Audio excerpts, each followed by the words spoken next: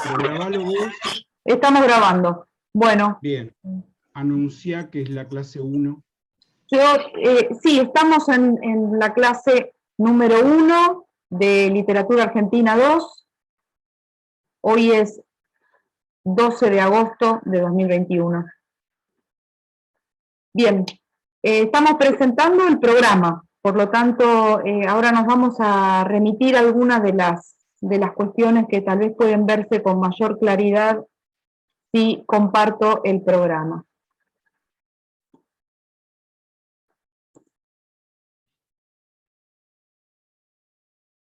Bueno, aquí estamos. Lo agrando un poco.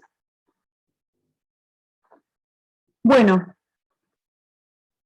esta fundamentación está un poco más articulada que lo que decía recién.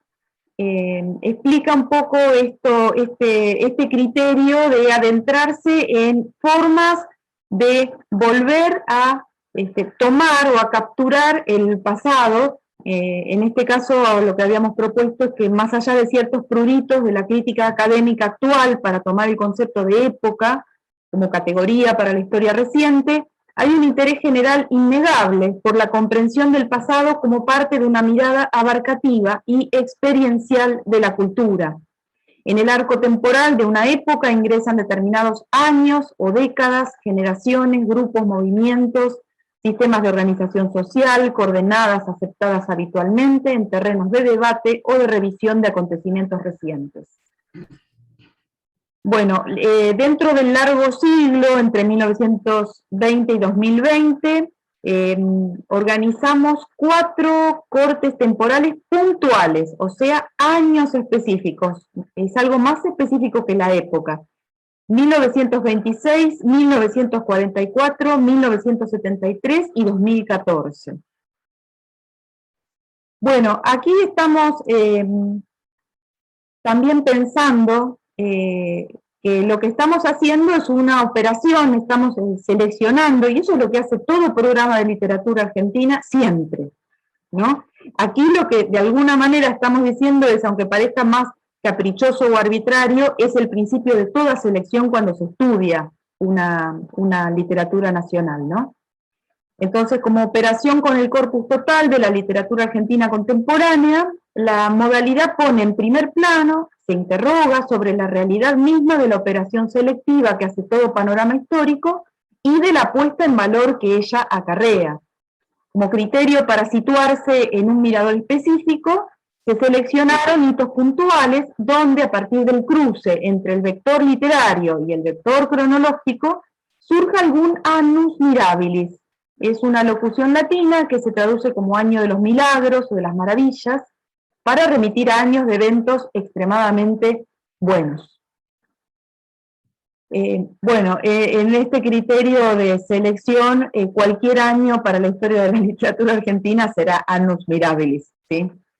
No vamos a usar el criterio que usa la gente, especialmente desde la pandemia, que cree que estos años son malos de por sí y para todos y para siempre. La recuperación siempre trae sorpresas, ¿no? Y bueno, y esto es lo que nos pasa cuando usamos este criterio, ¿no? Porque nos obliga a revisar aquello que no sabíamos que convivía, ¿no? La reunión de autores y de textos que en otro tipo de organizaciones no se notaba que estaban juntos, ¿no?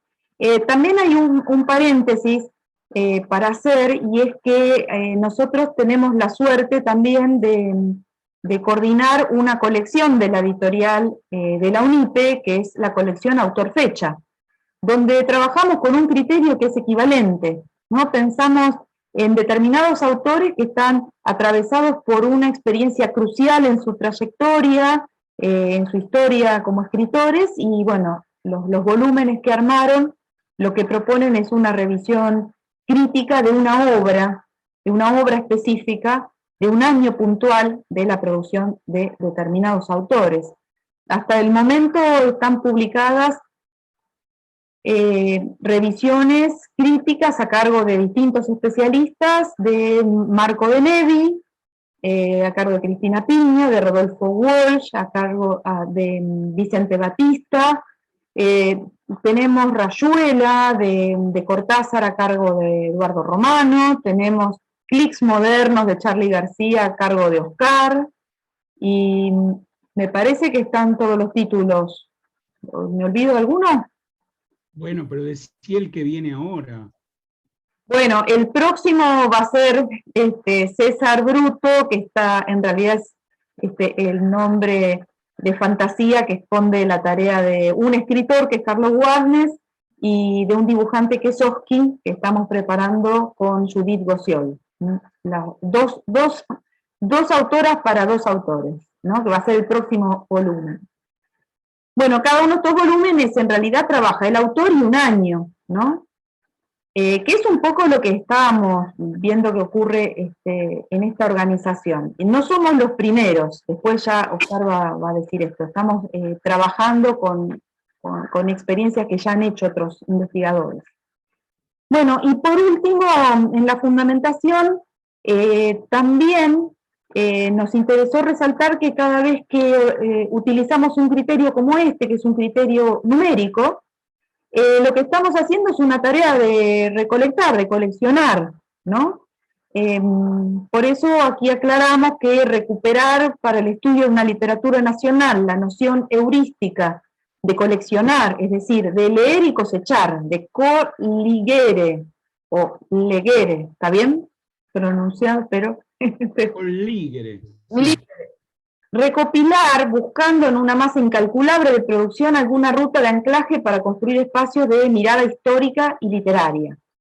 Por otra parte, incorporar a los textos clásicos y canónicos de la literatura argentina en una trama más amplia de causas y de azares, hacerlos participar de un conjunto de otros escritos literarios en otras series de la cultura escrita, mediática, política, económica que cambiaron nuestra historia.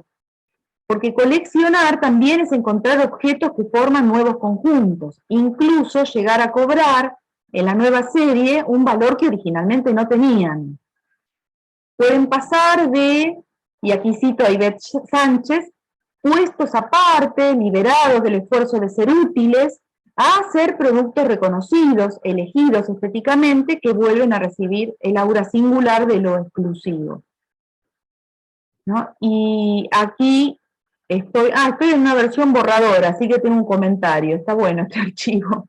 En este sentido, considerar la literatura como sistema, pero también como un patrimonio compartido en un escenario de representaciones sociales, ¿no? Que deposita el libro, la invención en general, en un imaginario mayor, ¿sí? Del que participa con sus soluciones ficcionales y sus síntesis estéticas, que hace suponer que existen muchos Anni Mirabile, es así, ¿no? Bien. Bueno, esto me parecía interesante rescatarlo porque en realidad cuando se revisa y se selecciona también se está escapando un poco de los cánones, o sea, de los autores que ya están consagrados, ¿no? Haber elegido estos 4 años significó ver, bueno, ¿quiénes publicaron en estos años? ¿No? ¿Qué autores nuevos, qué autores viejos, qué autores que estaban emergiendo, qué autores consagrados, ¿no? Esa es la trama que arman estos años, ¿no? Trama que es bastante espesa, ¿no? En el sentido de que se trata de poner en cruce autores que nosotros nos imaginábamos tan consagrados que no convivían con otros, y sí convivían con otros, ¿no? Si ustedes se asomaron a la lista de lecturas, que supongo que sí, porque si llegaron a abrir el programa, uno lo primero que quiere leer es qué va a leer, saber es qué va a leer, ¿no? Y bueno, y hay autores que en general no se van a repetir, excepto uno, ¿no? Y ese autor que se va a repetir es Borges. Así que, bueno, eso también fue algo que nos pareció interesante porque lo vamos a hacer durar en el programa y vamos a ver que Borges se encuentra con muchos otros autores que no nos imaginábamos que convivían, ¿no? Bueno, me gustaría, voy a ver si ya creo que no vale la pena seguir compartiendo. A ver, voy a salir, porque lo demás lo vamos a conversar más brevemente. Bien. Bueno, no sé si les hacemos la lectura del corpus. Cada unidad está dedicada a un año y hay un corpus y una bibliografía crítica, ¿no? Crítica o histórica, que vamos a trabajarla según las necesidades de la clase que vemos sobre estos autores, y en algunos casos va a quedar para que ustedes puedan completar después, ¿no? El corpus de 1926, que corresponde a la primera unidad, en todo caso, ¿querés leerlo vos, Oscar, o lo leo yo y comentás algo porque estás muy comprometido con esta unidad? ¿Lo leo? Sí, léelo, tranquila, sí. Bueno, el corpus de 1926 comprende El tamaño de mi esperanza, de Borges, Criminales, almas sucias de mujeres y hombres limpios, de Juan José de Soysa Reilly, El juguete rabioso, de Roberto Arlt, Tangos, de Enrique González Tuñón, La musa de la mala pata, de Nicolás Olivari, y Versos de una, de Clara Vetter. Sí. Bueno, con aclaraciones, ¿qué se sugiere conseguir? Sí, de esto concretamente, yo les voy a pedir que busquen y consigan El juguete rabioso de Roberto Arlt. Es un libro archi editado, lo pueden encontrar en decenas de ediciones distintas. Como es un libro breve, es muy barato. Hay hasta ediciones de página 12 que por ahí en Mercado Libre cuestan 200 pesos, 150 pesos. Eso es lo único que les voy a pedir, porque, bueno, por esto, de tangos, que yo hice una edición anotada en 2019, bueno, tengo esto, por favor, no, lo que les pido es que lo usen ustedes, pero después no lo empiecen a difundir. Yo tengo un PDF que es el último PDF que me mandó la correctora del libro antes de que yo diera el OK, para evitarles que lo busquen, que lo compren, etc. Va a estar a disposición ese PDF, y lo mismo van a tener un PDF con el resto de las obras, ¿no? El tamaño de mi esperanza es un libro, es el segundo libro de ensayos de Borges. Borges, cuando llegó el momento de las obras completas, cuando MC le propuso en la década del 50, es hora de que publiquemos tus obras completas, y firmemos un contrato por eso, Borges excluyó sus 3 primeros libros de ensayo de las obras completas. Esos 3 libros son Inquisiciones, de 1925, El tamaño de mi esperanza, de 1926, y El idioma de los argentinos, de 1928. Esos 3 libros, por lo tanto, hasta la década del 90 del siglo pasado, solo se podían leer en la edición original, que eran ediciones de 500, 300 ejemplares, casi no había, y que encontrar hoy una primera edición de cualquiera de los 3 representa tener un capital de por lo menos $3.000, $4.000, $5.000, cuestan eso, ¿no? A esos 3 libros en conjunto se los llama la trilogía cautiva. Durante décadas Borges no los volvió a publicar.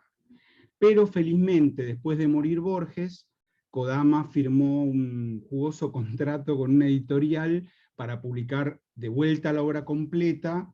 Fue con Six Barral en aquel momento, en los 90, y se publicaron los 3 libros, otra vez. Y luego, cuando se hizo una edición de la obra completa más o menos definitiva, en 20 tomitos muy lindos, coeditados por Sudamericana y La Nación, eso fue en 2012, creo, están incluidos, por suerte. Así que, pero de todas maneras no son tan fáciles de conseguir. El tamaño de mi esperanza no es que vos vas a cualquier librería y decís ficciones de Borges, el Aleph de Borges, incluso algunos libros de poesía, el informe de Brody, o sea, el libro de Arena, estos están en todas las librerías. El tamaño de mi esperanza no. Así que por eso van a tener una copia en PDF de ese texto. Mi idea es, porque no tenemos todo el tiempo del mundo y porque hay 4 unidades, mi idea es leer completo y analizarlo en clase, trabajarlo en clase, El juguete rabioso. Del resto de los libros, lo que yo voy a hacer es una pequeña selección de lo que deberían leer para las 3 clases o 3 clases y un cachito que tenemos a partir de la semana que viene, ¿no? O sea, yo voy a subir al aula, cuando suba el material de la unidad 1, o sea, voy a subir el corpus, que son estos libros menos El juguete rabioso, que lo tienen que buscar y tener en papel, digamos, y voy a subir la bibliografía que les vamos a pedir que lean. En esa bibliografía va a haber artículos o capítulos de libros, pero no libros completos. Los libros completos, de dos de ellos voy a hablar hoy, y después hay libros completos, uno sobre Borges, otro sobre Arlt. Eso, el que quiera profundizar y buscar esos libros, puede hacerlo, pero no va a ser parte de lo que vamos a pedir que lean, digamos, ¿no? Así que va a haber una selección de los textos en prosa del libro de Soysa Reilly, del libro de Enrique González Tuñón y de los ensayos incluidos por Borges en El tamaño de mi esperanza.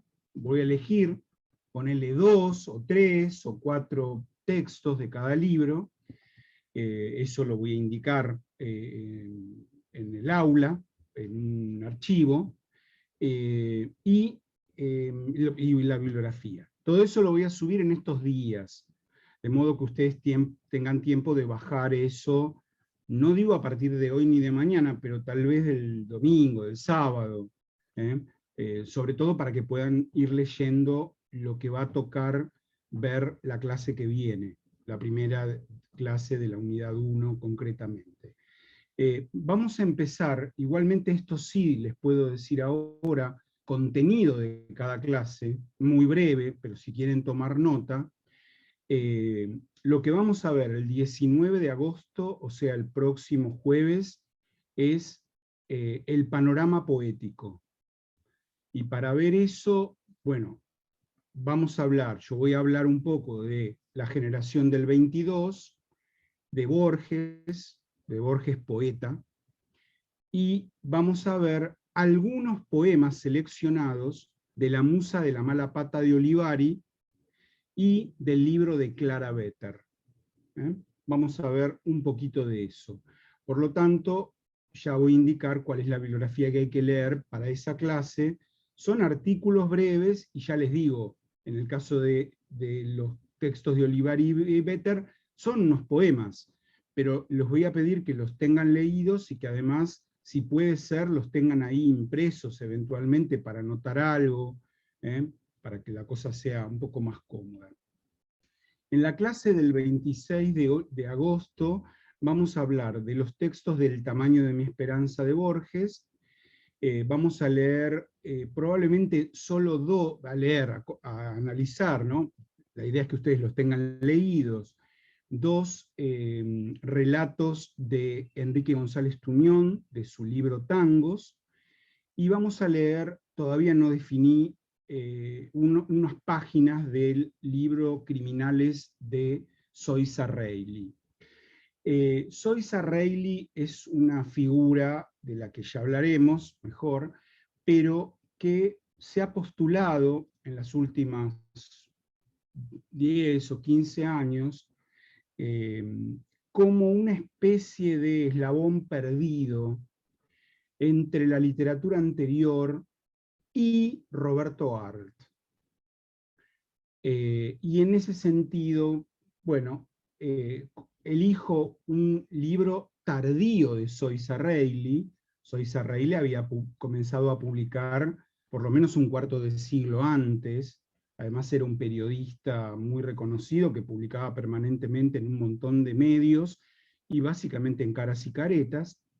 Era un tipo que además había vivido muchos años en Europa, porque era corresponsal de medios argentinos en Europa, incluso cubrió la Primera Guerra Mundial, desde allá, bueno. Pero ese tipo, después de triunfar como un periodista y ser un periodista gráfico muy reconocido, se propuso triunfar como escritor y, digamos, una verdad muy grande, ¿no? Sus libros vendían mucho. Era un tipo que ha vendido un montón de libros, se han reeditado un montón de veces sus libros y demás. Estamos hablando de aquel momento.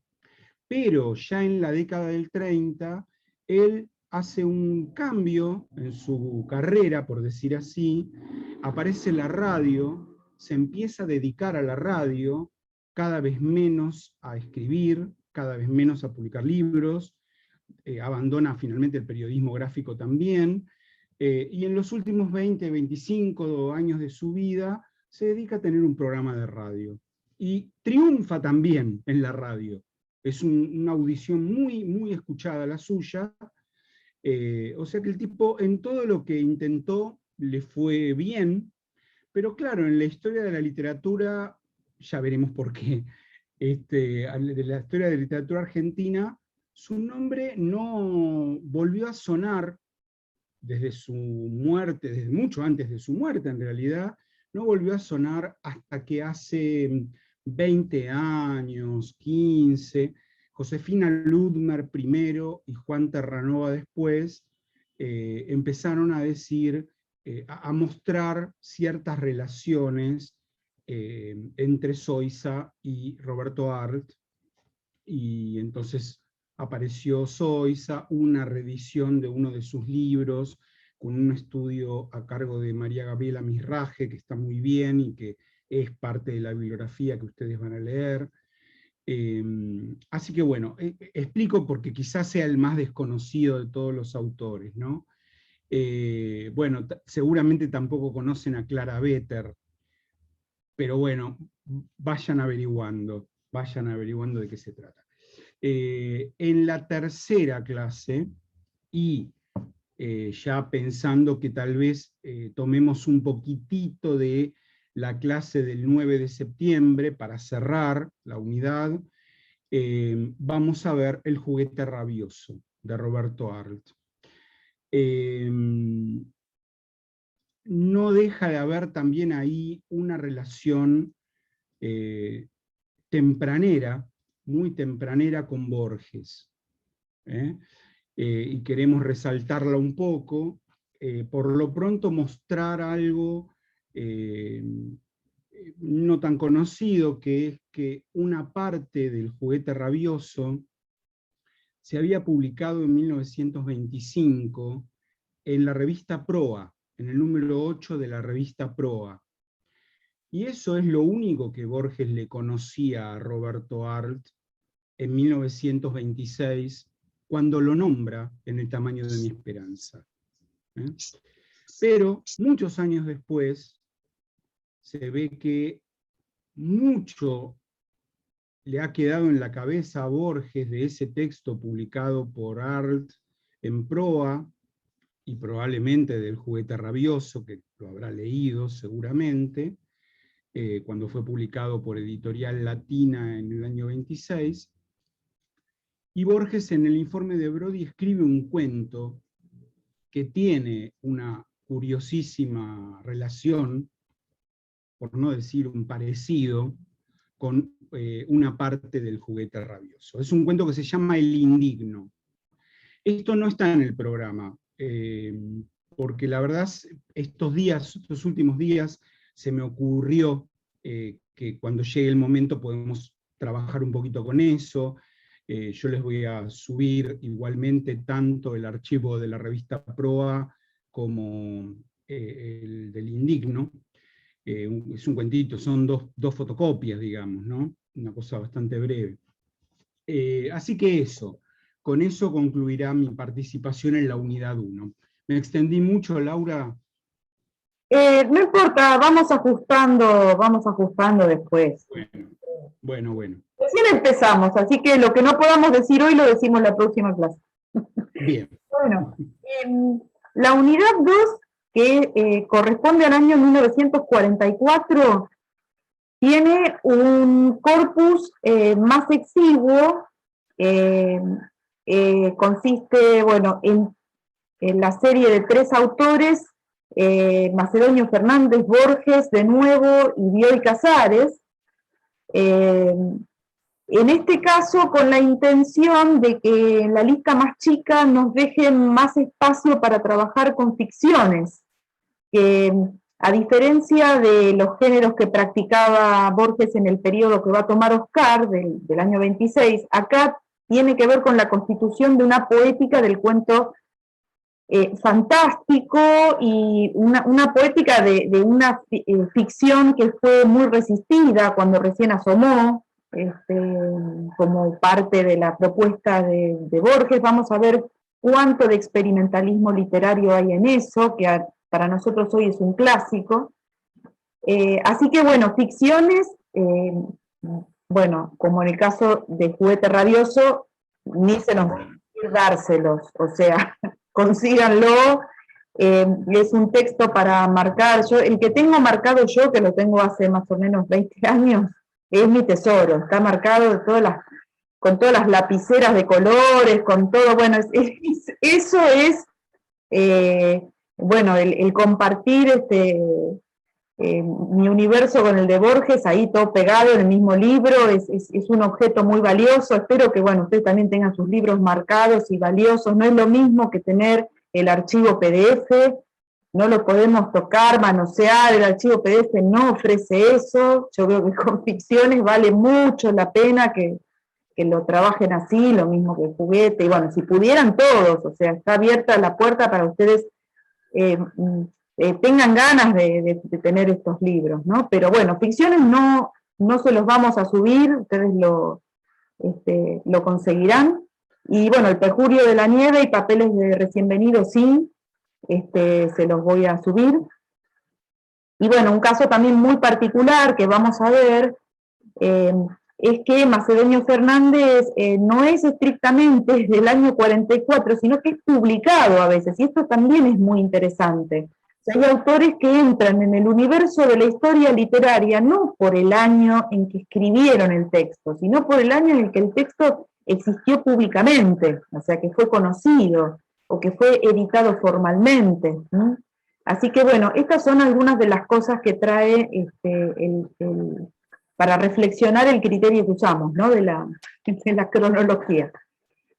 Bueno, y la unidad 3, que se dedica al año 1970, va a trabajar con épocas, con poéticas de la época y demás, y vamos a considerar las siguientes obras.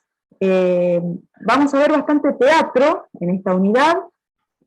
Hay algo también que queríamos hacer, y era que el teatro entre por la puerta de la literatura también, y además, bueno, poniéndolo a la par por ejemplo, de Borges, ¿no? O sea, tenemos el informe de Brody, que también, como decía Oscar, son esos textos que en cualquier librería están, de Borges, no son rarezas.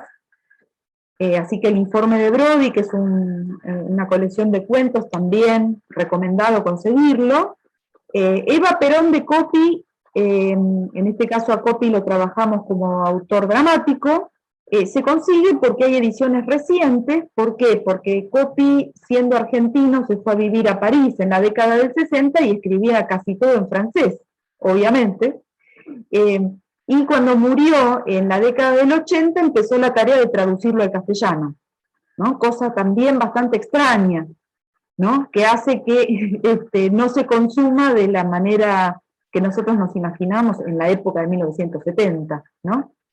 Fue obviamente una apuesta escandalosa la de Eva Perón, en un año que ya era bastante complicado en la historia política argentina, pero bueno, cuando veamos la obra de Eva Perón vamos a ver por qué irritó tanto, fue tan escandalosa.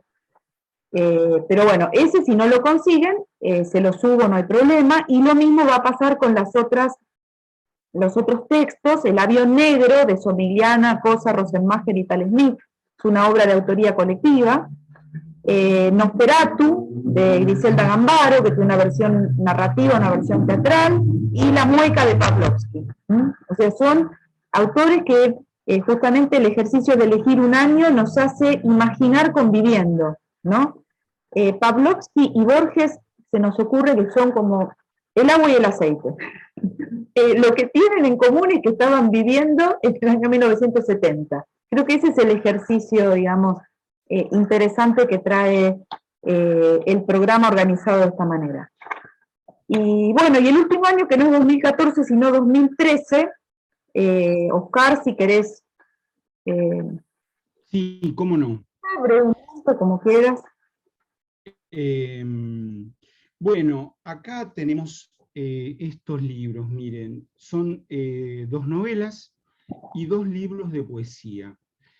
No sé cuánto conocen, probablemente a los 2 primeros autores, a los autores de novelas los conozcan, y probablemente alguno de los que aquí es poeta lo conozcan como autor de narrativa también, ¿no? Que es Incardona. Los libros son Ladrilleros, de Selva Almada, Mi libro enterrado, de Mauro Libertella, y en poesía, Maldad, cantidad necesaria, de Patricia González López, y Amor bajo cero, de Juan Diego Incardona. Bueno, ¿qué hay acá? Bueno, en el caso de Almada, hay como, bueno, una novela que a mí me parece muy poderosa, de una novelista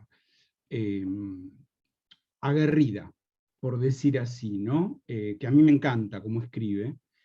En el caso del Mauro Libertella, bueno, por supuesto es el hijo de Héctor Libertella, y es su primer libro, y por supuesto este primer libro remite a su padre. Muy interesante cómo está escrito, porque el tono es, bueno, entra dentro de lo que se llaman las narrativas del yo, ¿no? De esa moda o de ese modelo, que en realidad es algo que nunca estuvo del todo fuera de la literatura, pero digamos que está por ahí.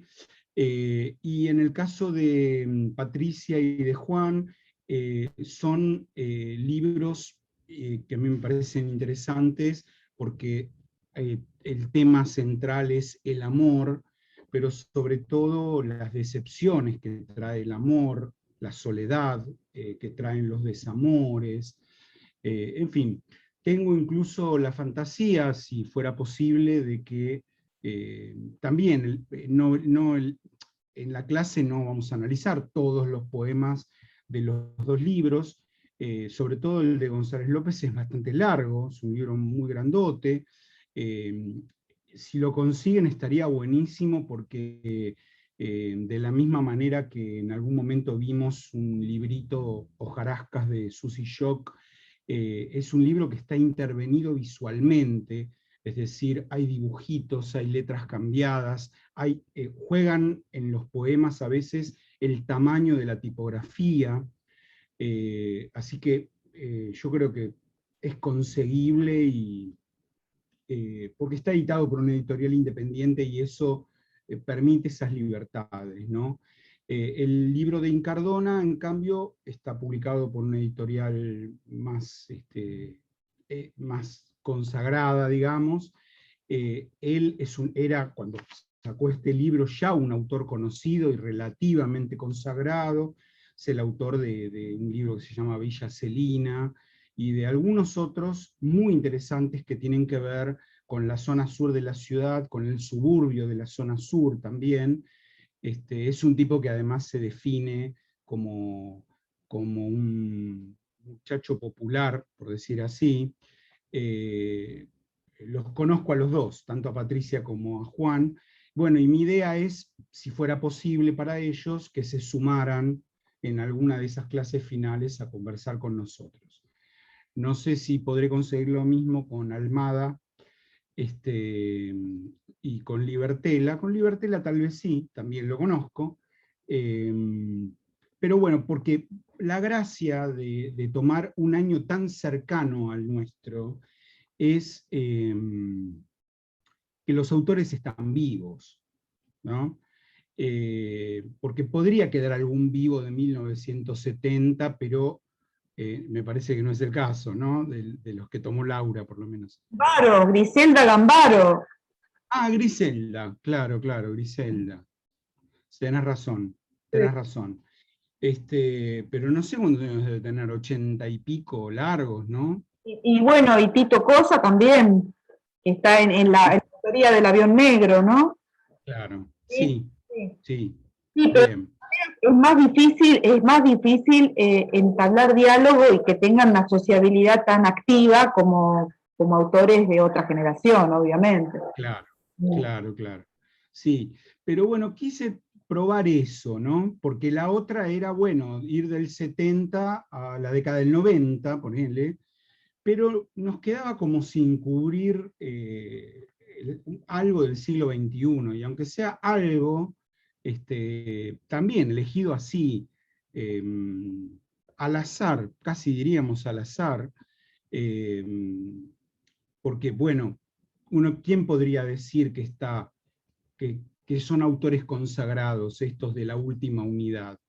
Bueno, Selva Almada es más o menos conocida, uno podría decir eso, pero no mucho más. Son autores todavía en plena producción, que rondan todos los 40 años, 40 y algo, que creo que les falta mucho todavía por producir y pueden hacer todavía genialidades, ¿no? O no, no lo sabemos, pero no importa. Entre tanto, si uno hace un corte y busca qué pasó en 2013, puede encontrar eso. Además de, claro, de otras cosas que pasaban, pero bueno, ese fue el recorte que elegimos. Bueno, bueno, en todos los casos, ustedes tienen la lista de bibliografía que acompaña, que va a acompañar también las clases sobre esos autores, y después hay una bibliografía más general que aparece en el final del programa, en las últimas secciones. Y bueno, lo que nos queda por aclarar es alguna cuestión operativa, ¿no? Bueno, fundamentalmente vamos a tener 2 trabajos prácticos, o sea, 2 evaluaciones de carácter parcial, que cuando nos organicemos, porque estas cosas no las podemos, digamos, terminar de definir a priori, sin conocerlos a ustedes, sin saber si efectivamente iban a cursar, en fin, hay muchas variables, ¿no? Pero bueno, la idea es hacer 2 evaluaciones de tipo parcial que van a ser asincrónicas, o sea, las van a tener con consignas de trabajo y ustedes las van a poder hacer con, bueno, un plazo de tiempo, con unos días de tiempo, ¿sí? O sea, no vamos a utilizar el sistema sincrónico. Digo, hay bastantes posibilidades, ¿no? En cuanto a las evaluaciones. Y después, en cuanto al final de la materia, va a ser un examen oral.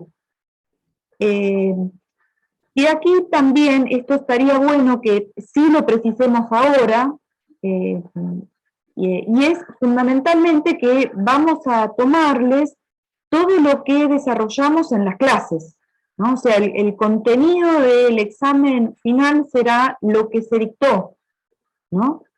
Ahora, con un detalle que hace que ustedes puedan aprovechar esa instancia de final y nosotros no carguemos de antemano con toda la densidad bibliográfica la cursada. Y es que justamente ese oral va a tener un tema especial a cargo de ustedes, y ustedes elegirán un autor del que van a tener que ampliar la bibliografía y ampliar, digamos, la lectura y el análisis, ¿no?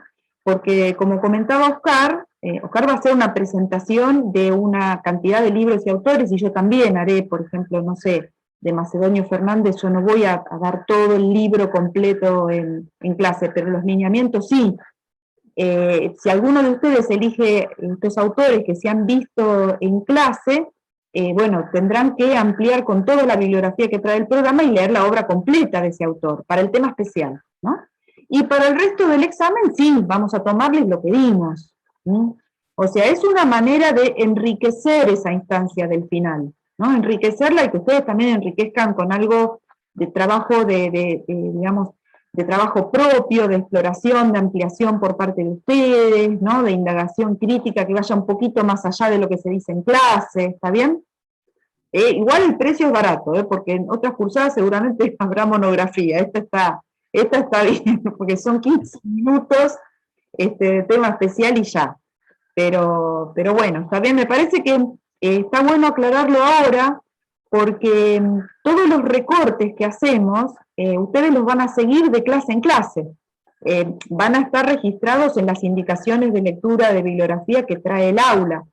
Pero digo, el programa es un programa que si ustedes lo leen y lo preparan exhaustivamente es enorme, pero nosotros lo que hacemos es recortar, por eso el valor de seguir clase a clase, ¿no? La materia, porque les da una idea de que, en qué ponemos hincapié, qué es lo que efectivamente analizamos, qué recorte de esos autores, ¿sí? Para que ustedes puedan recorrer toda la variedad que trae, ¿no? Que es bastante, estamos en una cursada muy atípica, con horarios reducidos, igual, bueno, nos vamos a ver todas las semanas, o sea, la frecuencia va a ser semanal de las clases, así que, bueno, vamos a tratar de que eso nos dé continuidad y que podamos darle dinámica también. Así que, no sé si hay alguna pregunta sobre esto, que son cosas operativas y que, bueno, la idea sería que de 18 a 20, todos los jueves, nos encontremos por Zoom. Esta sería la cita en la que también incluso comentamos cosas que también van a ser entre telones de la cursada. También esperamos que ustedes, si consiguen algunos de los autores de los textos y quieren compartir los datos con los y las compañeras, ¿no? Qué sé yo, alguien consigue una edición copada, no sé, del informe de Brody y dicen, yo lo conseguí, no sé, en tal lugar. Esa circulación de datos y de libros que tiene que ver con que, bueno, todos incluso tenemos acceso a internet, tal vez alguien consigue unas ediciones extraordinarias, consigue, no sé, datos. Nosotros también daremos sugerencias de páginas, de sitios y demás, pero bueno, las clases son para que las compartamos, así que, y bueno, para que vayamos graduando toda la cantidad de contenidos, ¿no? No sé si, bueno, algo más que te parezca, Oscar, que haya que agregar sobre el programa. No, una única cosa sobre el final para que quede completamente claro, porque vos dijiste, vamos a pedirles para el tema especial que trabajen la obra completa del autor. La obra completa que está en el programa, estamos diciendo, no la producción completa. O sea, ¿entienden? No es que les pedimos que lean todos los libros de Macedonio Fernández para un tema Se complicaba especial. con algunos autores, en ese caso. No, claro, o toda la obra completa de Borges, no, sino el libro entero, aunque en clase no lo hayamos visto entero. A eso nos referimos. Bien, y un único comentario agregado, algo dijo Laura ya antes sobre la cuestión de incluir el teatro como género. Es algo cada vez menos habitual en los programas de literatura argentina, y con la poesía pasa lo mismo, ¿no? Nos interesó incluir poetas y no poner las cosas obvias y consagradísimas, sino buscar un poco, ¿no? Para que se abra un poco la ventana y ustedes puedan mirar todo el paisaje. Pero bueno, la intención es esa, ¿no? No olvidar que tanto la escritura teatral como la escritura de poesía son parte de la literatura, porque si no, hay gente que cree que la literatura es cuentos y novelas nada más, Incluso hay gente que dice que el ensayo no sería literatura. Bueno, ¿y qué otra cosa sería? Verdurita, ¿no? También es literatura. Bueno, en fin. Pero con esta decisión que hemos tomado con Laura, y voy a decirles, casi impulsada por Laura, porque dudamos mucho de cómo organizar este programa y trabajamos un montón, venimos pensando esto desde febrero, reuniéndonos y qué sé yo. Yo estoy conforme con que sea así, ¿no? Porque efectivamente, y Laura lo dijo también, una manera de hacer un programa de una literatura nacional es el panorama. En el panorama, bueno, siempre hay elecciones completamente arbitrarias por parte de quien da la materia, ¿no? Por supuesto. O pueden pasar cosas así. Yo conocí un profesor de literatura italiana que, para no aburrirse, un año daba poesía, solo poesía. Otro año daba teatro, solo teatro. Y otro año daba narrativa, solo narrativa. Eso para el alumno es un poco, te quedás un poco, viste, en bolas, digamos, porque, ¿no? Para hacer eso hay que poder hacer interrelaciones muy grandes y además tener en cuenta que en el marco de la carrera los estudiantes de alguna manera compensarán eso que vos no estás dando, por decir así. Bueno, hace muchos años un colega que venía de estudiar en Europa, de hacer su carrera y luego su doctorado en Europa, me dice, todo en la Argentina está organizado cronológicamente, como historia de, aunque no se llame historia de, ¿no? Pero vos ves literatura italiana, literatura francesa, literatura inglesa, y lo que te dan es la historia de la literatura inglesa o lo que fuere, ¿no? Y bueno, y el tipo decía, vos en Alemania podés hacer la carrera de filosofía cursando 25 seminarios sobre Heidegger. Ahora, el tipo, yo me quedé en aquel momento, esto me lo dijo hace 30 años atrás, ¿no? Dice, sí, pero como eso está organizado en una carrera donde hay poquitos profesores que hablan entre ellos, que están todos, digamos, no es la disgregación de la Universidad Argentina, eso me decía él, ¿no? Cuando vos te recibís, aunque has hecho 25 seminarios sobre Heidegger, vos conocés la historia de la filosofía occidental completa, de Platón, o sea, o de los presocráticos hasta la actualidad, incluidos los autores posteriores a Heidegger, ¿no? También.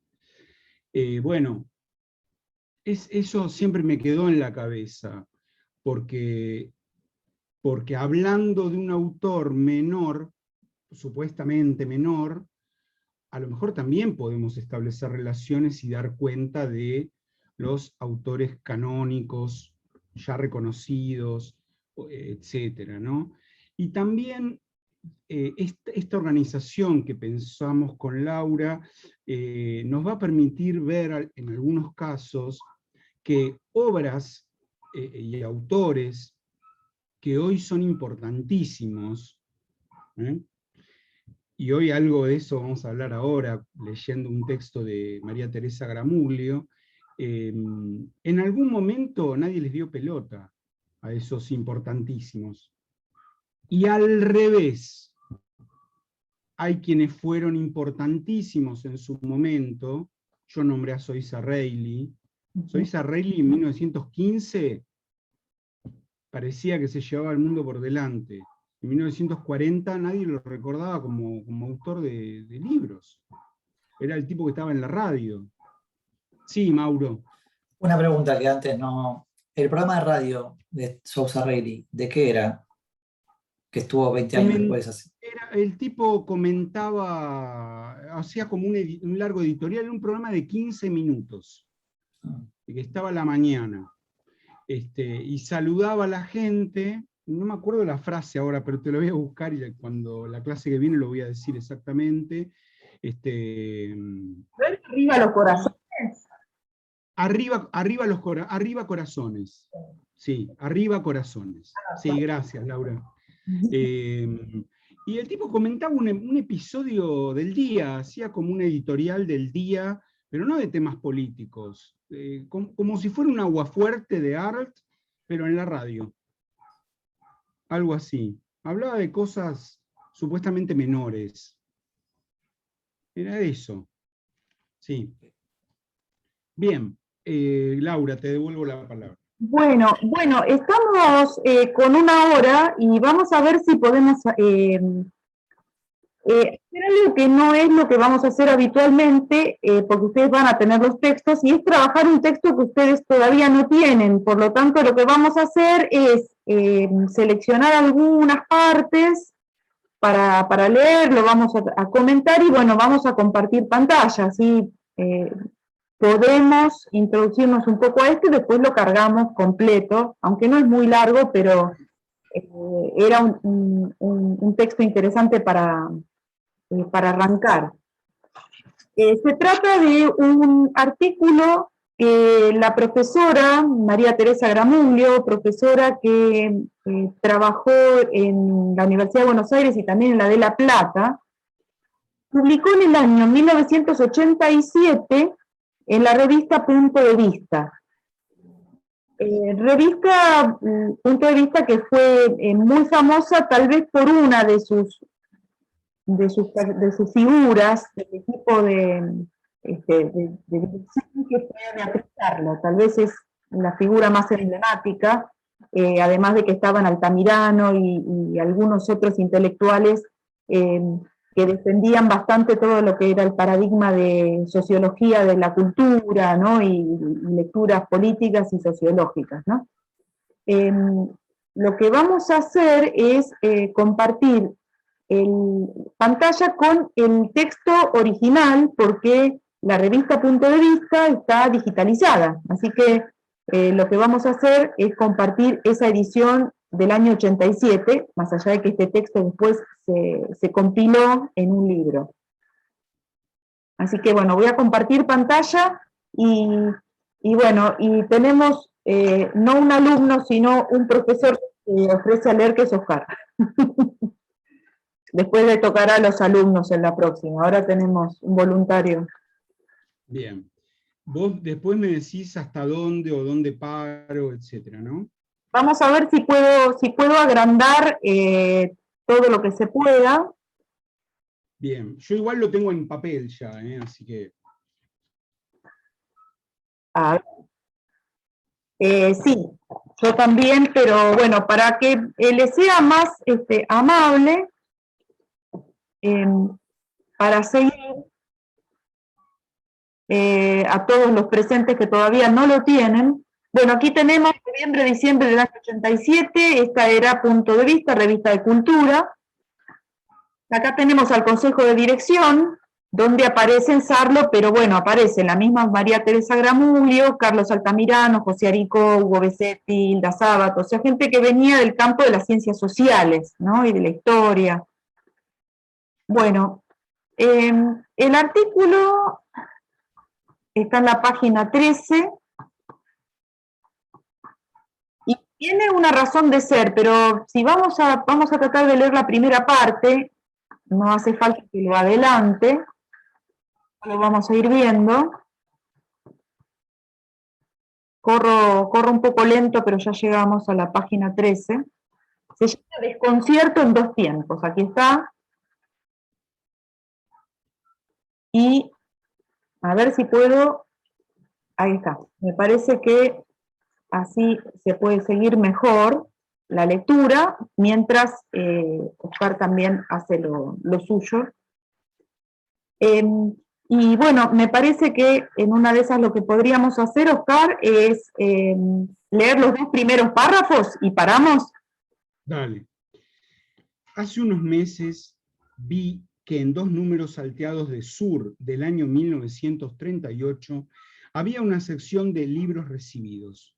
Como era la primera vez que esto sucedía en la revista y no se repitió en los números inmediatos, me precipité sobre ella, pensando que allí podría leer indicios reveladores para iluminar esas zonas siempre oscuras en que se articulan los sistemas de relaciones y de legitimación en el campo literario. ¿Quiénes enviaban sus libros a Sur, por ejemplo? ¿O cuál era el tejido vivo de la producción literaria sobre el que Sur ejercía su poder de selección y descarte? Si una lista como una cronología o un inventario puede ser reveladora, esta indudablemente lo fue, pero de otro modo y de algo distinto de lo que yo esperaba. Las secciones de libros recibidos son generalmente un cajón desastre al que todo va a parar. En esta, aunque el predominio de lo literario es evidente, la impresión de cajón desastre se acentúa por varias razones. Ningún orden visible la rige, ni alfabético, ni temático. No se indica el número de páginas, ni el género al que pertenecen los libros. Uno puede imaginar plaquettes, amables libritos aireados, o sustos voluminosos. Aunque siempre se consigna el lugar de edición, muchos títulos carecen de referencia editorial y nunca se sabrá si se trata simplemente de una negligencia o de una abundancia notable de ediciones de autor. Son unas 6 páginas apretadas de letra pequeña en las cuales el número de títulos y autores para mí desconocidos es ampliamente mayoritario. Esa manera de no organizar la sección, junto a la gran cantidad de nombres desconocidos, me puso frente a un conjunto enigmático que mi ignorancia seguramente contribuyó a hacer más enigmático aún. Bueno, ahora volvemos. En principio aparece mencionada esta revista. No sé si la conocen o la habrán oído nombrar, Sur. Tal vez sea la revista literaria y cultural más asociada a la alta cultura y a la oligarquía, como dirían las lecturas populistas de la Argentina.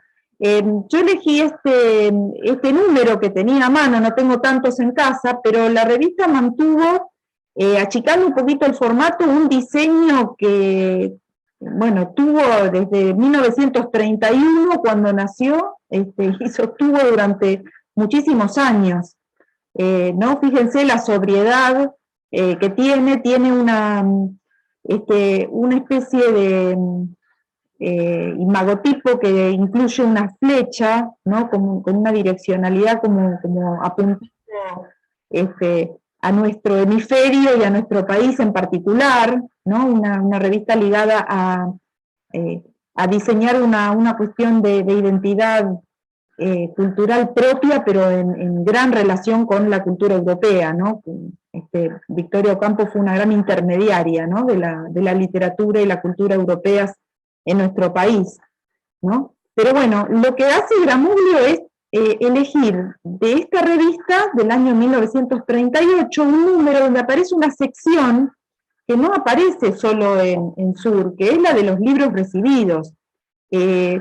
En todos los suplementos literarios y revistas culturales, pero más que nada en los suplementos literarios, siempre hay una sección en la que se anotan los nombres de libros recibidos.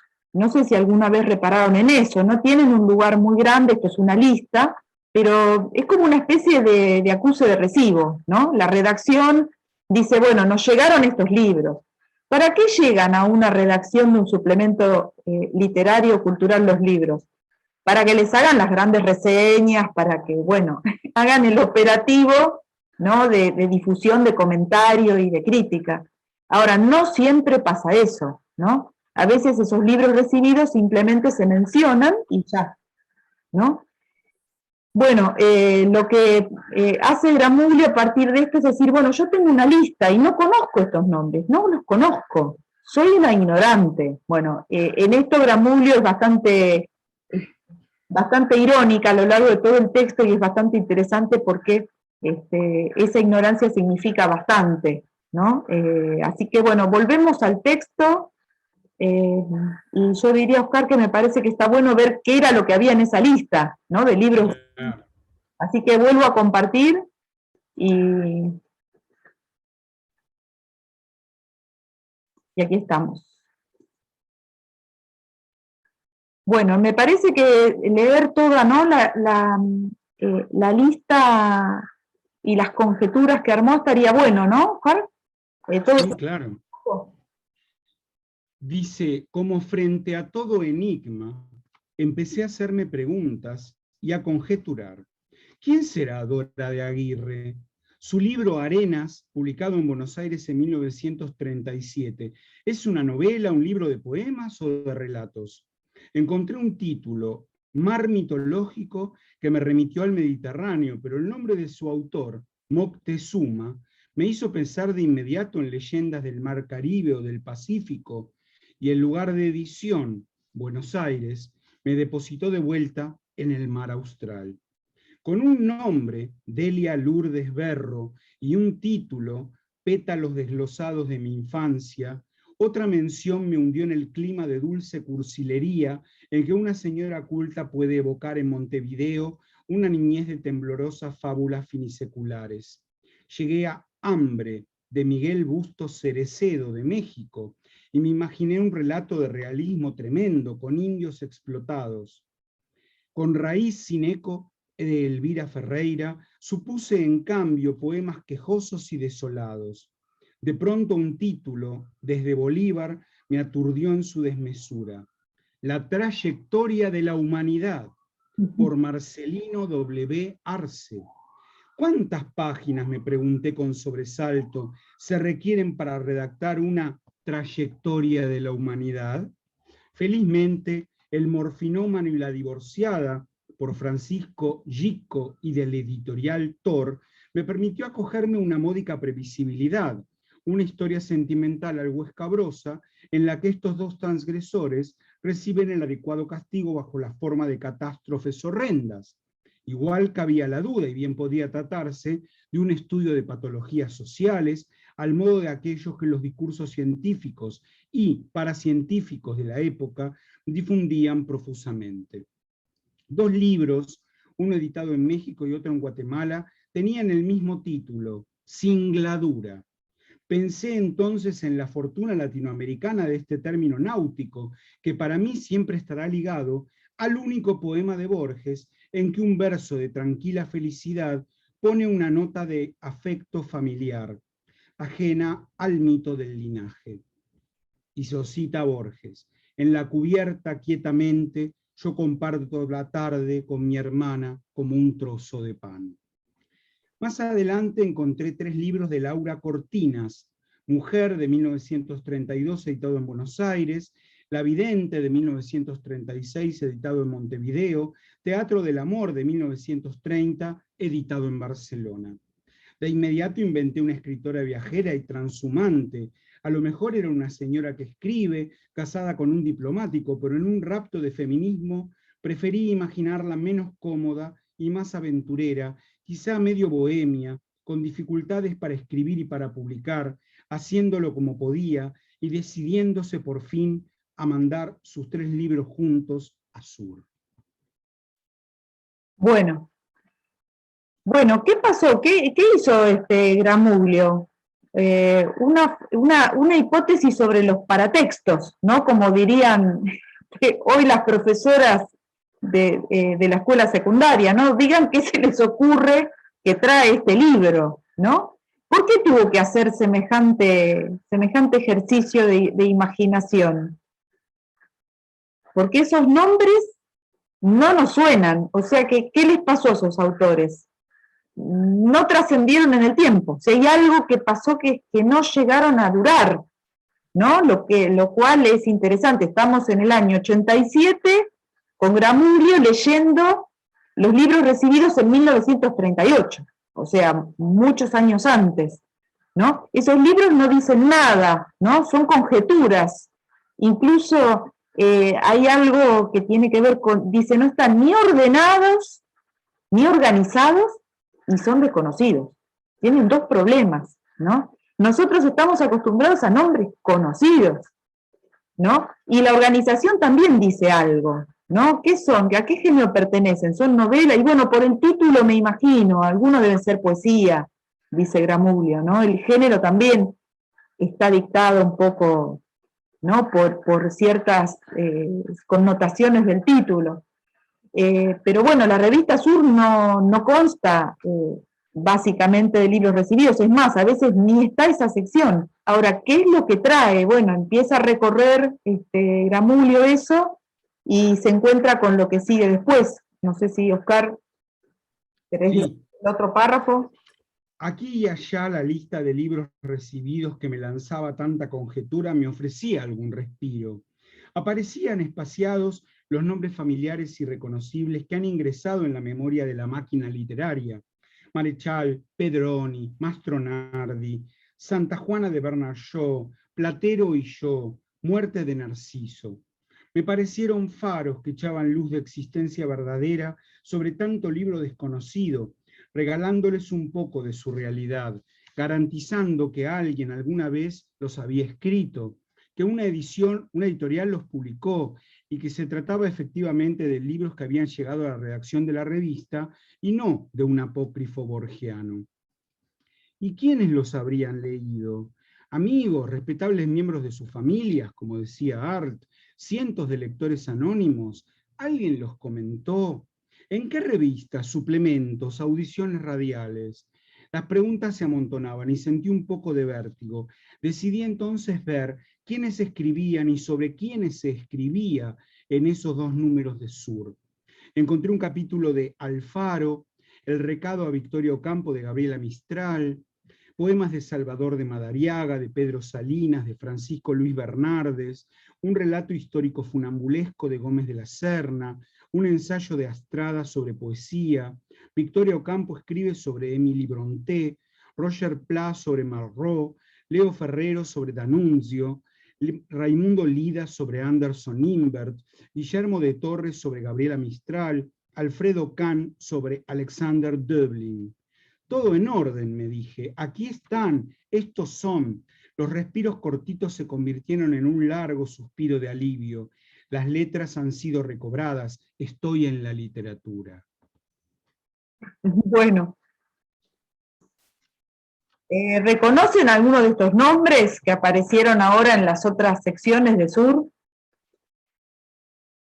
Bueno, ¿qué pasó con esto?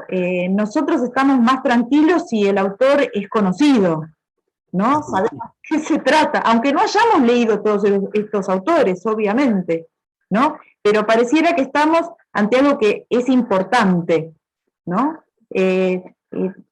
Lo demás nos da una sensación de que, no sé, entre elegir leer, no sé, a Virginia Woolf y el morfinómano y la divorciada, da la sensación de que uno quisiera profundizar un poquito en Virginia Woolf, ¿no? Bueno, ¿qué pasa con esto? Bueno, está el mecanismo de la selección, ¿no?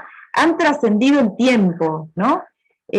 Aquí se pregunta a Gramulio qué pasó en el sentido de que hay un agente de consagración que es justamente el crítico literario, una institución que es la revista literaria. Algo ha hecho esa revista literaria para que se conozca más Virginia Woolf que los otros autores, ¿no? O sea, evidentemente estamos ante un mecanismo que tiene que ver con lo que Bourdieu llama el campo literario, ¿no? O sea, es un modo de organizar la circulación de la literatura que está amparada por los mecanismos de reconocimiento, de consagración, ¿no?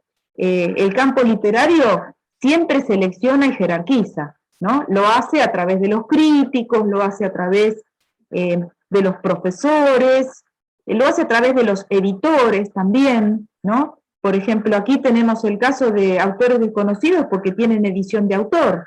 Bueno, ahí le faltó digamos, entrar en ese engranaje del mundo editorial, tuvieron que pagarse su edición, lo cual no le da tanta perdurabilidad y circulación al libro, ¿no? O sea, se pregunta por todo esto, Gramuglio, y la seguridad de que a veces estamos amparándonos en una literatura que sabemos que ya está marcada como importante, como literaria, ¿no?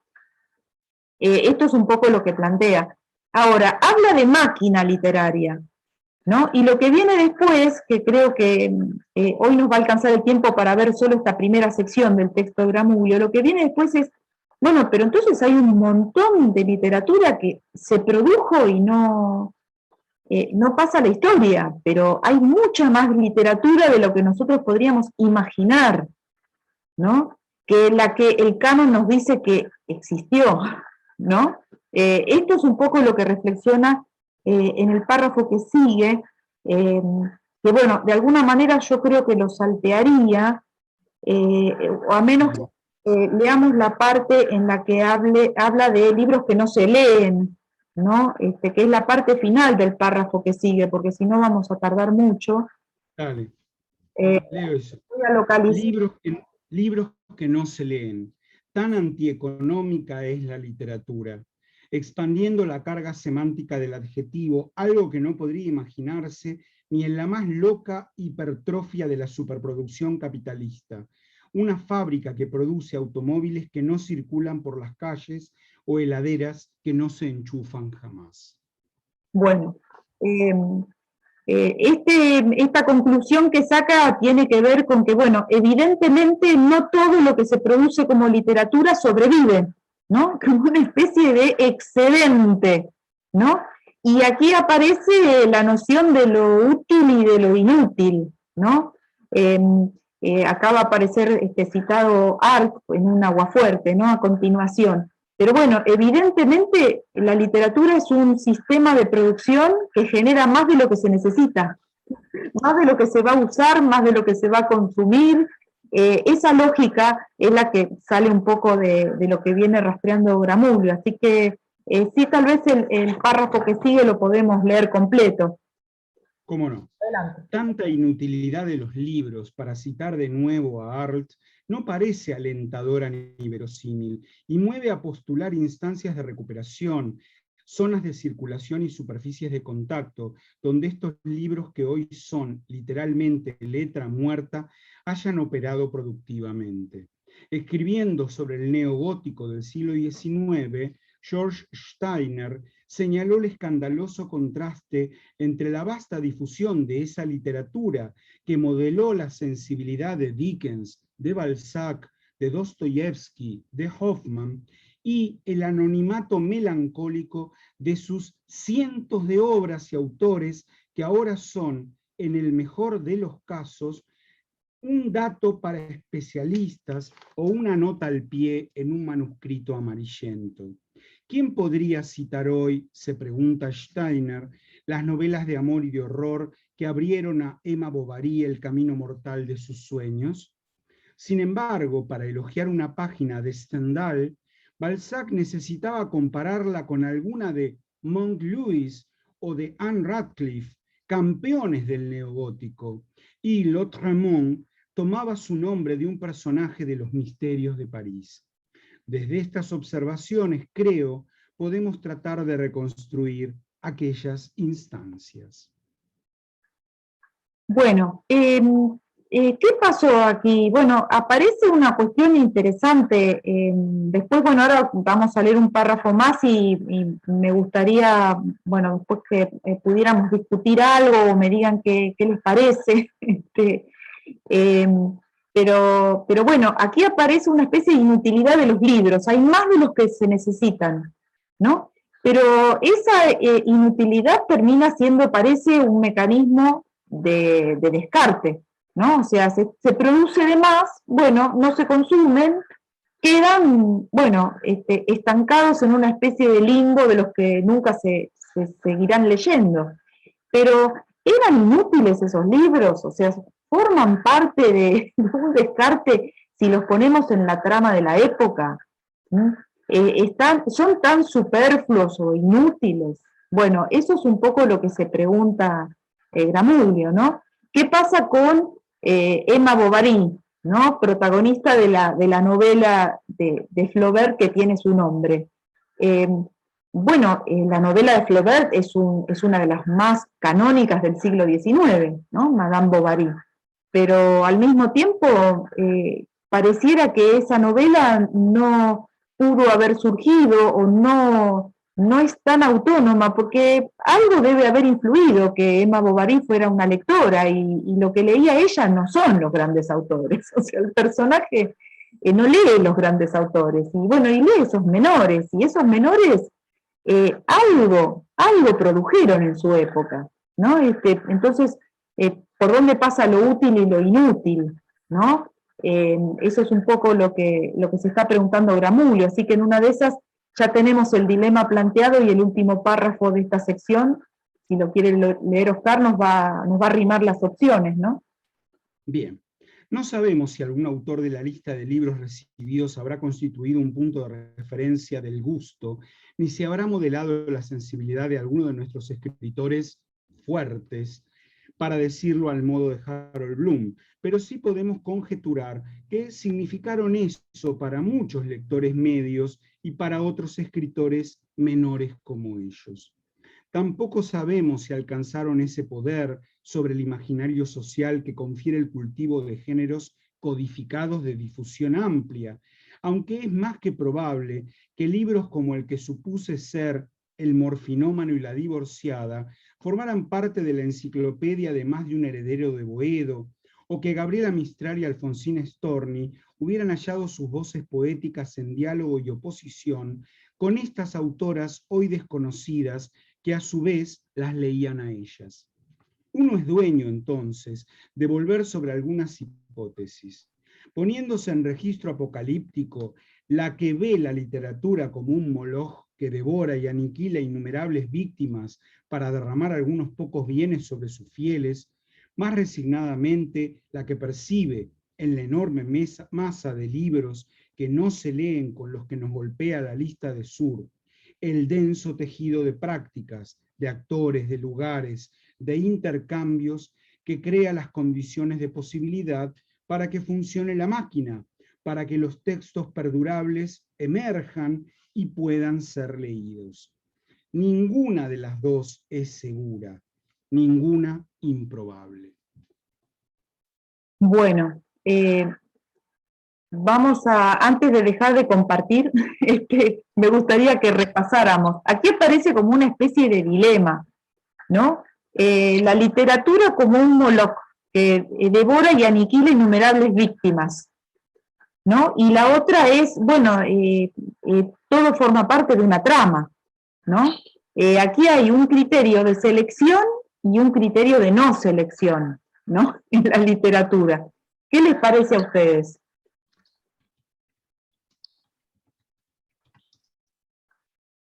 ¿Dónde encontramos la lógica del canon? ¿En cuál de las dos opciones? Porque se deben haber acordado, todo el mundo habla del canon, de literatura canónica, es como la discusión más habitual, ¿no?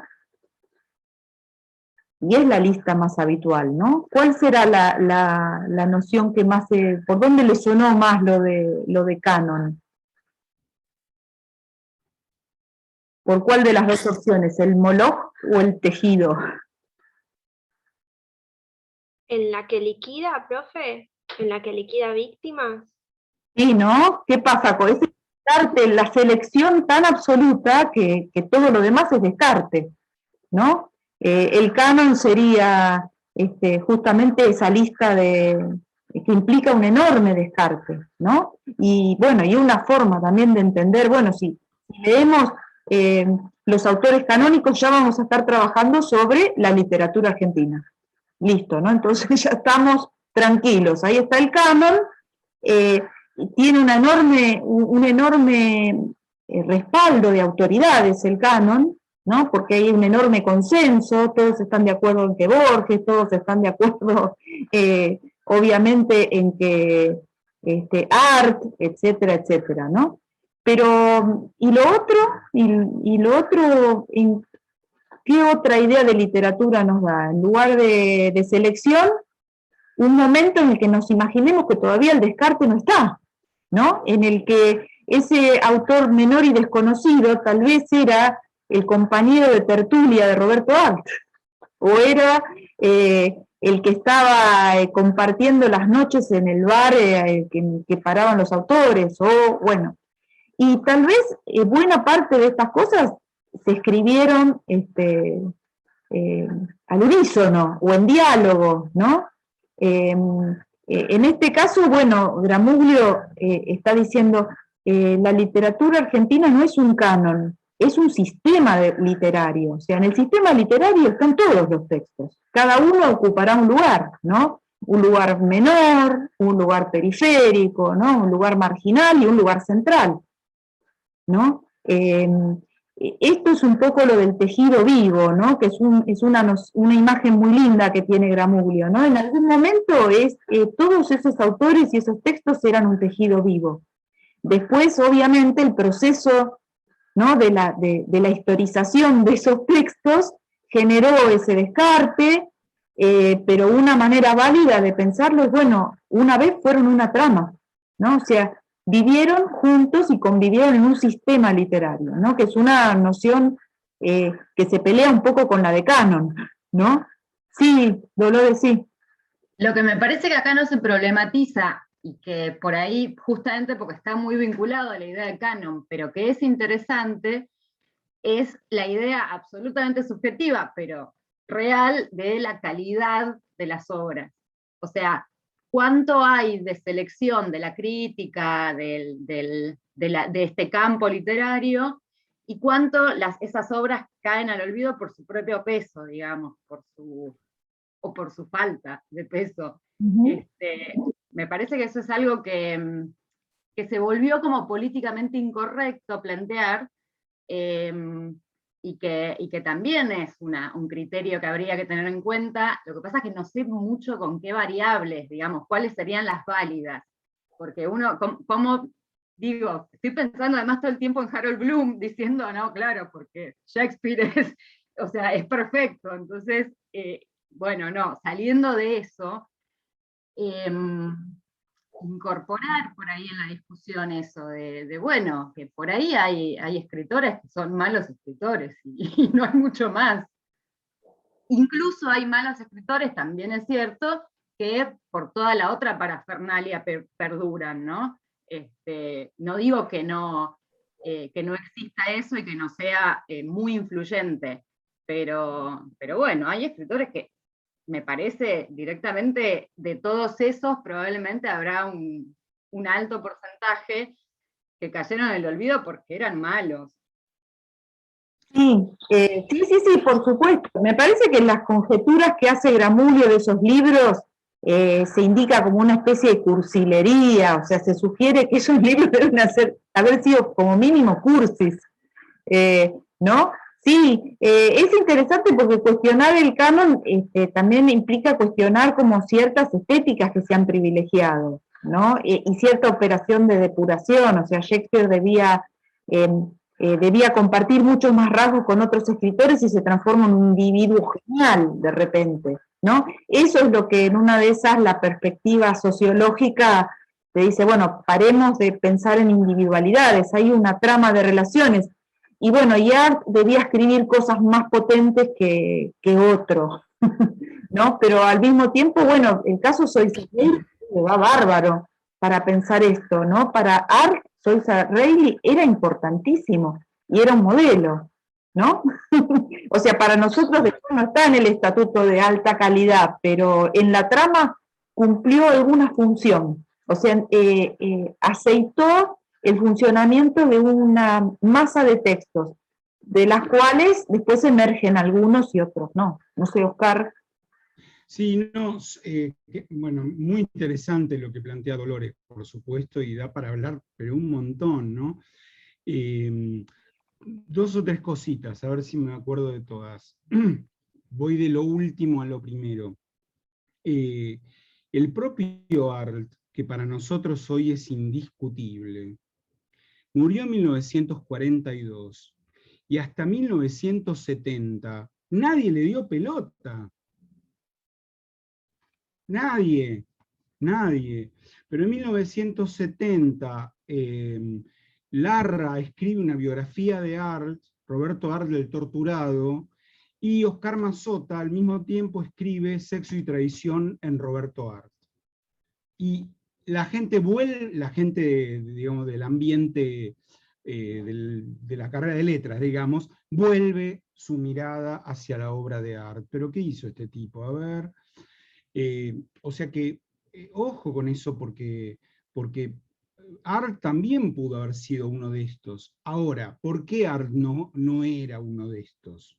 Uno puede decir por su talento, no, porque Arlt también por su talento, claramente, pero Arlt estaba en el ambiente literario, estaba de verdad en el ambiente literario. Estas listas de libros recibidos, ¿qué reflejan? Reflejan, en todo caso, esta manera, este gesto de amabilidad del acuse de recibo, para que la autora o el autor del libro vean su nombre en el diario tal, en la revista tal, en el suplemento tal.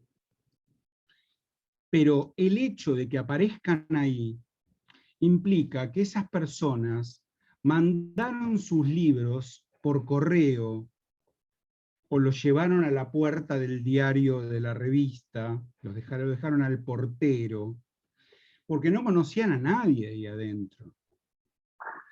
Los libros que reseña la revista Sur son los libros que los propios autores llevan a la revista. Hola, ¿qué tal? Llega Sábato con un libro, ¿no? Mirá, publiqué un ensayo sobre Uno y el Universo, se llama, en 1961. Y como todos lo conocen a Sábato, y cenaba con ellos habitualmente, y no sé qué, ese libro se va a reseñar. La otra posibilidad es que MC saque un libro, wow, mirá el libro que acabamos de sacar, y se lo mandan de regalo a la revista Sur, pero como además MC pone un avisito en la revista Sur va a incluir una reseña de ese libro. Ahora, estos mecanismos, que son mecanismos socioeconómicos, digamos, ¿no? De relaciones sociales por un lado, o meramente mercantilistas, muchos autores de libros que publican su librito y lo mandan con toda la ilusión de que alguna vez les hagan una reseña, esos autores están tan afuera del palo de la literatura que desconocen eso.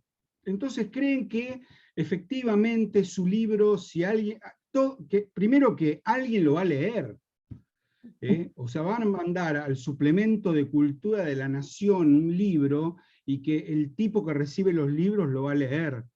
Eso es rarísimo que pase. A lo mejor alguna vez pasó, a lo mejor alguna vez alguien leyó un libro que no parecía una pavada y resulta que el tipo le voló a la cabeza y hizo una reseña.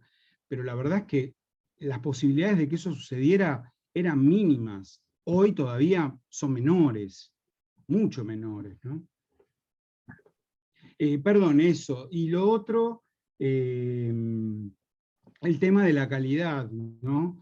Que mencionó Dolores, y que tiene que ver, por supuesto, con la estética de la recepción también. Nosotros estamos muy acostumbrados a escuchar, porque lo escuchamos también de los políticos, ¿no? Que la sociedad es una multitud de pelotudos. Perdón, Laura, que uso esta palabra en tu clase. Una multitud de boludos. Entonces, los políticos, no importa de qué lado sean, dicen, porque claro, estos medios de comunicación les meten en la cabeza a la gente tal cosa, los pervierten y por eso no nos votan a nosotros. Esto no solo lo dice el gobierno actual, lo dijo Macri también, ¿no? Cuando no lo votaron a él. Bueno, de la misma manera, nos han metido en la cabeza que Stephen King es un autor que vende porque tiene todo un sistema que lo publicita permanentemente y que no sé qué. A lo mejor no es por eso solamente. A lo mejor es porque el tipo, para los lectores de esta época, de estos últimos 50 años, les dice algo, nos dice algo. Otro podrá decir, sí, leí Dan Brown y es una porquería. Bueno, es una porquería, pero ¿por qué vende millones de libros el tipo? Hay que preguntarse eso también, claro que uno puede descansar en la idea, uno que estudia literatura y que, bueno, se supone que valora a otros autores, puede descansar en la idea de, bueno, dentro de 50 años nadie se va a acordar de Dan Brown. A lo mejor alguien va a ver alguna película basada en una novela de Dan Brown y va a decir qué bien que estuvo Tom Hanks en esta película, pero ni se acordarán de que eso era una novela de Dan Brown. Podemos descansar en esa idea, pero el tema de la estética de la recepción tiene que ver con que el tiempo va pasando y una cosa es la recepción de una obra cuando esa obra se publica, se conoce públicamente, y otra cosa es qué pasa con esa obra 20 años después, 40 años después, 50 años después, 100 años después. La verdad es que solo podríamos decir que una obra va a quedar en la historia de la literatura argentina 100 años después, ¿no? Hoy podemos decir, bueno, Martín Fierro, 1872, ¿qué duda cabe? Que es uno de los libros más importantes de la literatura argentina. Bueno, sin embargo, hasta 1913, 1872 a 1913, nadie le dio pelota a Martín Fierro. Y tuvo que organizar primero un ciclo de conferencias y luego publicar el libro El Payador, un escritor que era muy renombrado en ese momento, Leopoldo Lugones, para decir, este es nuestro libro nacional. Hernández es nuestro Homero, por decir así. ¿Ven? O sea que según el momento, un libro tiene valor o no tiene valor. Ahora, desde 1872 a 1913, en esos 40 años, ¿Martín Fierro se vendía? Sí, como pan caliente se vendía. Se vendía muchísimo, pero para los profesores de literatura, incluido para el primer Ricardo Rojas, no tenía demasiado valor esa literatura. Bueno, ¿qué es eso? Perdón, ¿me extendí mucho, Laura? No, está bien. Sumemos también el caso de Juan Moreira, que una vez que fue consagrado en Fierro, Juan Moreira era, pero literatura, mi literatura. Y sin embargo hoy lo estudiamos porque hay una función de detonante, porque ahora el concepto también es de sistema. Tal vez Juan Moreira no es la mejor pieza del Teatro Nacional, pero fue la que generó la práctica del teatro hecho y escrito por gente que vivía acá. O sea, en ese sentido se abrieron mucho las variables, y eso tal vez es lo que Gramulio dice, ¿qué habrá? Un poco de decantación y otro poco, bueno, de función histórica de esos textos. Y bueno, son las dos cosas, dice Gramulio, no me decido por ninguna, ¿no? Lo que se abre es el juego de la selección, ¿no? Lo que queda en evidencia es que siempre hay un proceso de decantación y de selección. Después está interesante ver cómo juega esto, ¿no? Porque de repente a Martín Fierro se le reconocen valores literarios, o sea, es un texto bien escrito, Martín Fierro, para el consenso de la crítica literaria, pero Juan Moreira no es un texto bien escrito, es muy rudimentario, ya lo habrán visto. Digo, para citar ejemplos de, ¿no?, que vieron la literatura argentina 1, y uno dice, claro, ¿esto qué es? Incluso en la edición original tiene faltas de sintaxis, de ortografía, o sea, es un texto pobre, pero tiene una función histórica, ¿no? Que eso es interesante porque detonó la escritura de otros textos y después llegó Florencio Sánchez. ¿no? Y Florencio Sánchez detestaba Juan Moreira, pero vio el camino abierto por Juan Moreira, ¿no? Bueno, lo mismo Hernández y otros poetas gauchescos anteriores que ni conocemos, que ni tenemos idea de quiénes eran, ¿no? Por eso la trama del sistema literario lo que hace es mostrar conexiones y diálogos. Lo de la calidad y la jerarquía literaria es otro asunto, ¿no? Que está bueno porque no necesariamente tenemos que avenirnos a recibir cualquier texto, pero sí reconocer que el criterio para la historicidad de Juan Moreira no es de calidad literaria, la verdad que no. No hay mucho que decir, ¿no? Sobre eso, y sin embargo hay algo que tiene que ver con el tejido del que formó parte. Bueno, nos quedan 10 minutos, Oscar, no sé si querés adelantar algo.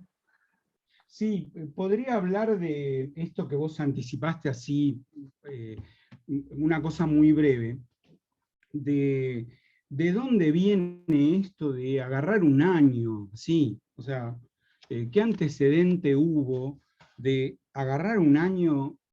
Bueno, el antecedente no es literario, es un antecedente de un historiador alemán, que entiendo que vive, Hans Ulrich Gumbrecht, este tipito, que escribió un libro que se llama, gigante el libro, un libro que se llama En 1926, Viviendo al borde del tiempo. Bueno, es un libro increíble, ¿no? Repito, un libro escrito por un historiador. En una parte del libro, voy a citarles unos parrafitos del libro para que vean, ¿no? Porque el tipo justifica por qué escribió este libro.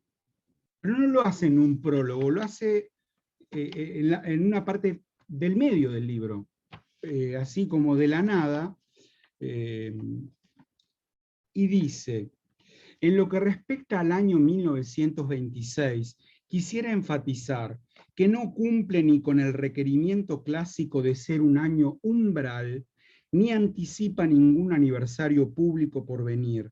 Lo elegí primero como axioma de lo azaroso, porque parece ser uno de los pocos años del siglo XX al cual ningún historiador le ha atribuido nunca alguna relevancia hermenéutica específica. Pues el tipo dijo: voy a escribir un libro sobre lo que pasó en el mundo durante un año. Bueno, y aclara que él elige el año buscando un año donde supuestamente no pasó nada. No pasó nada, ¿no? Bueno, esto primero a él se le ocurrió, lo dio en un seminario, dio un seminario en la Universidad de Siegen, en 1987-1988, llamado El año 1926. Y a partir del seminario escribió el libro, después, ¿no? Dice: debido a mi educación como romanista, quiere decir que es un estudioso de las culturas y las lenguas románicas, romances, digamos, ¿no?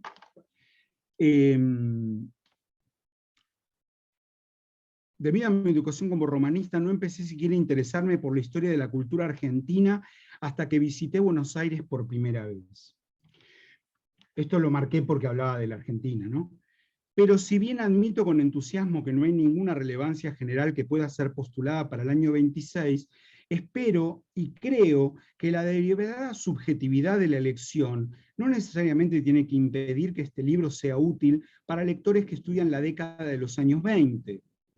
Es por ello que en el capítulo que concluye el volumen, el próximo, trato de mostrar la fecundidad más general de mi enfoque a través de un análisis paradigmático del libro de Martin Heidegger, Ser y Tiempo, que fue escrito durante 1926.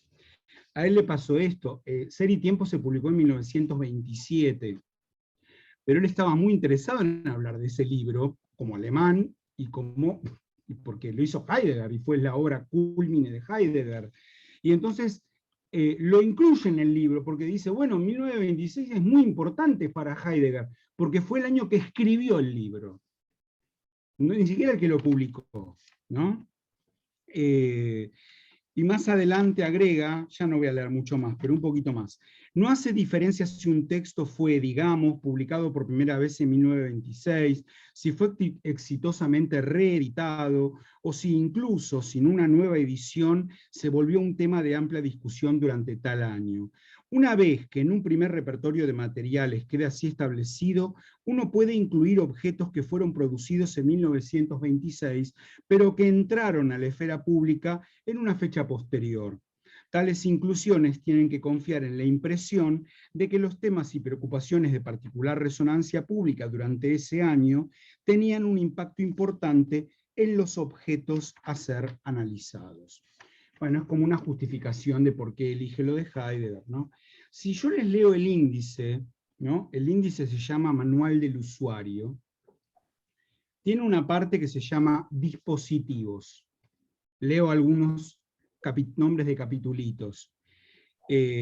Aeroplanos, americanos en París, artistas del hambre, ascensores, automóviles, azoteas enjardinadas, baile, boxeo, corridas de toros, cremación, estrellas, gomina, gramófonos, ingenieros, momias, montañismo, palacios del cine, relojes, reporteros, etc. Otra parte se llama códigos. Acción versus impotencia, autenticidad versus artificialidad, centro versus periferia, individualidad versus colectividad, masculino versus femenino, presente versus pasado, silencio versus ruido. Bueno. Códigos colapsados, acción igual a impotencia, entre paréntesis, tragedia. Autenticidad igual a artificialidad, entre paréntesis, vida. Masculino igual femenino, entre paréntesis, problema de género. Pero en 1926, ¿no? Y finalmente Marcos es esta parte que yo leí, aprender de la historia, ser en los mundos de 1926, Heidegger y cómo escribe Ser y Tiempo, ¿no? Mirando el libro, bueno, lo leí entero en su momento, ¿no? Allá hace muchos años, el tipito, espérate que ahora lo perdí, ahí estoy. Dice, bueno, escribí algunas de las cosas que desfilan por las páginas del libro, ¿no? Y pone, además del estreno del proceso de escritura de Ser y Tiempo, el estreno de Metrópolis de Fritz Lang, el primer libro de la serie Winnie the Pooh, Carlos Gardel en su primera gira española, Jack Dempsey en su pelea con Jean Tunney, la primera edición de Mi lucha de Hitler, Josephine Baker en el Folies Bergère y Mistinguet en el Moulin Rouge, los libros que ese año editaron Benjamin Lessing, Roberto Arlt, Thomas Mann, Morant, Yeats, Borges, Valle-Inclán, Cocteau, Guiraldes, Lawrence, Hemingway, Beecher, Agatha Christie, Kafka, Brecht y Pirandello. Como un ejemplo, ¿no? Vean todo lo que el tipo recoge, y muchos argentinos. O sea, habla de Don Segundo Sombra, habla del Tamaño de mi esperanza de Borges, habla del Juguete rabioso. En fin, en un año en el que supuestamente no había pasado nada, ni hablar que toda la primera parte que mencioné, donde había ascensores, automóviles, aeroplanos, habla de los avances técnicos en 1926, y de las cosas que ya existían, que nosotros a lo mejor creemos que no existían en 1926, y el tipo eso lo detalla con lujo de detalle. Bueno, este es el germen de todo, el germen de todo. En la clase próxima voy a arrancar hablando de un libro que se llama El viento de las circunstancias, también no tan grande como el anterior, pero grandote, donde habla de el panorama literario y cultural argentino solo de 1926. O sea, este tipo cuenta todo lo que se escribió, todo lo que se hizo, todo lo que, las películas, todo en 1926, en Argentina. Bueno, y de ahí salió un poco la idea. Evidente que 1926 fue un annus mirabilis, o sea, un año admirable, perdurable, inolvidable, digamos. Pero la hipótesis que compartimos con Laura es que, en realidad, casi cualquier año podría ser así. Basta con rascar un poco y empezar a mirar qué se publicó, qué películas se estrenaron, qué canciones tenían éxito en ese año, qué pasó política y sociopolíticamente, qué pasaba con la cultura argentina, en la Argentina y en el mundo. Sí, Mauro. Tres cosas así cortitas, pero yo nunca lo hice, pero siempre digo que lo voy a hacer. Esto que en un mismo día también pasa un montón de cosas, es comprarte el día de tu cumpleaños de nacimiento, que ahí una vez leí uno y era terrible, no sé, no me acuerdo, un tío, no sé a quién se lo regalé, y pasaron un montón de cosas en un día. Eso. Después, De cosas que se recuerdan, querés decir. no, un Cosas diario, memorables. compras el diario del día de tu cumpleaños. Sí. Por ejemplo, no sé, Sí, sí, sí, naciste sí. tal fecha de tal año, Sí, y bueno, te regalan ese diario y es terrible todo lo que sucede, cosas muy importantes también, cosas que sucedieron ese día. sí. Después otra cosa que, bueno, no sé si lo vieron, a veces en las redes aparece una foto como diciendo éramos felices y no lo sabíamos. Esto para que venías hablando, viste, de los que quedan, las obras, ¿no? En este caso literarias que quedan y las que perduran en el tiempo. Esto era sobre música, era el suplemento Sí, creo que el año 98-99, es una página con, no sé, a ver, 60, 70 bandas, no sé, Bersuit en tal lugar, Ataque 77 en tal lugar, de esas capaz 20 que uno dice que hoy perduran o que se consagraron, y hay otras 40, 50 que no. Claro, claro. Y después también me Claro. acordé de esto que decía, viste, esto que estás leyendo del libro, de lo que sucedió en un año. Creo que en Marginalizadas pusiste un libro o los registros de los tangos que se grababan.